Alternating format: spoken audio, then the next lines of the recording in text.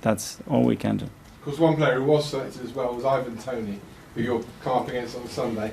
A very unusual rise to the top. He was at Newcastle, then went to Scunthorpe and via Peterborough and Brentford. Now he's got to where he is. Just give us an idea of how you rate Ivan Toney. I think it's a great story. I think this country has had stories like this in the last few seasons. The same with Jamie Vardy and how that happened. I think it's extraordinary. That means that, again, the opportunities are open for everybody. That is just about showing consistency, showing quality and belief. It can happen at any age. It's not something that is determined already, that if you don't go through that phase in that period of your life, you cannot become a professional player, a top player, an international player. So I think it's a great thing again. Is it a typical English story? Would it happen in Spain? I don't know. I cannot think about stories like this that have been after so successful like that. But I don't know. It's maybe something to think about. What about your opposite number on Sunday, Thomas Frank? I think he's done an incredible job.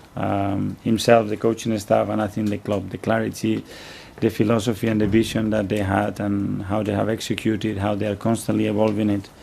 I think they deserve a lot of credit for what they do. And we all know finally why last week was called off and why yesterday with PSV was called off. In a way, were you very relieved that your game at Brentford goes ahead, because otherwise it would have been a long time from Zurich to after the international? We needed to play. We want to play games. When you look at the schedule after the World Cup especially, or what we have to go through October, we need to play the games, because if not, it's going to be just impossible. Thank you. Mikel, we just clarify, is Ben White actually fit? Yes. So he was left out, that was a selection thing, it wasn't a matter Yeah, of he's fit.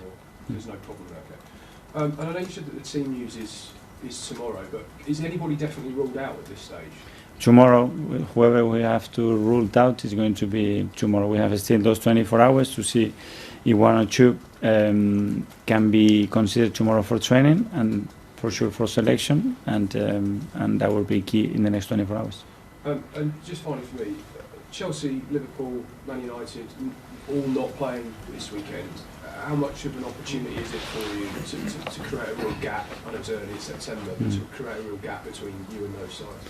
We have to win our matches, and the other games at some stages have to be played. Everybody's going to play the same amount, but again, obviously seeing the table and where you are and where you want to continue to be, it's always important, because I think emotionally and in terms of belief, I think it's helpful.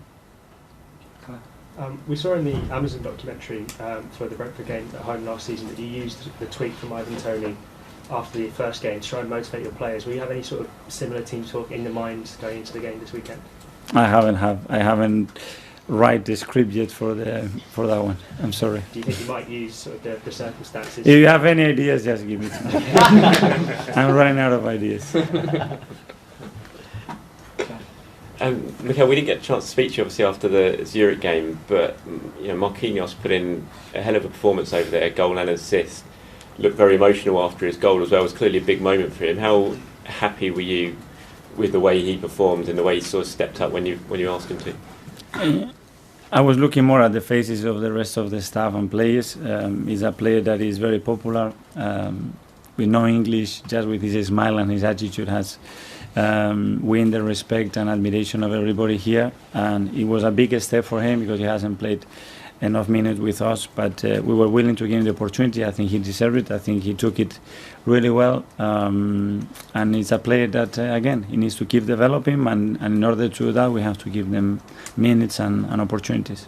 So we've not seen him in the Premier League yet, but that was a sign that he's clearly getting to the stage where he's going to be ready to compete. We want to build the steps, and when we have asked him to play with under 23, he's done incredibly well. His attitude always by every coach and player has been seen as it cannot be any better, and that's what we expect from the player. So that's why he got the chance against Zurich, and he might get another chance very soon. And just lastly, I know you've spoken about team news, but Ukraine have announced that Zinchenko is injured and isn't travelling to join up with them during the international break. Can you just tell us what's happened with him and how serious it looks? Well, again, we have to wait till tomorrow to make that decision where he was on that moment, and what we have decided to do for International Week doesn't mean that we're going to decide the same for the weekend, so it's something that we will address tomorrow. Hi Mikel. Just on Ben, I know last season he played in both positions as well. Against Chelsea at Stamford Bridge, it was in the same game he'd flipped positions. I was just wondering, did that come naturally to him, or was it something that you've kind of had to talk about over a long period of time?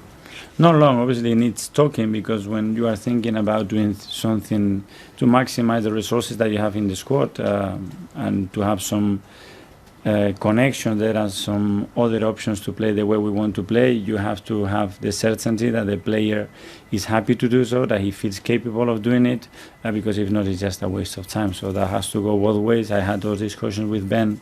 He's always been very open. I think he's really enjoying playing in that position.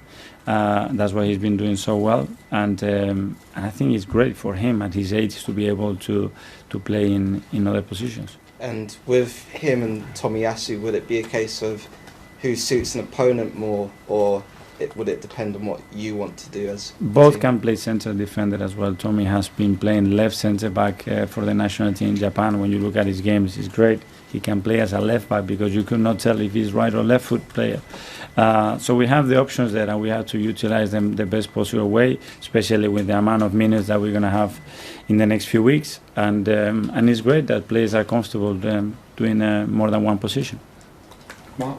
Okay, just going back to what Kai asked you about the Ivan Toney tweet last year. Do you see that as a bit of banter, or did you find that quite disrespectful to you and your players when you saw that tweet? Anybody can write whatever he wants, and I'm here to judge it, to read it if it's necessary, and use it in the way that I believe is most powerful. Would you be happy if you'd seen your players to send tweets like that about opposition? I try my players to act in a certain way, and I'm happy the way they act. That's the end of the live section.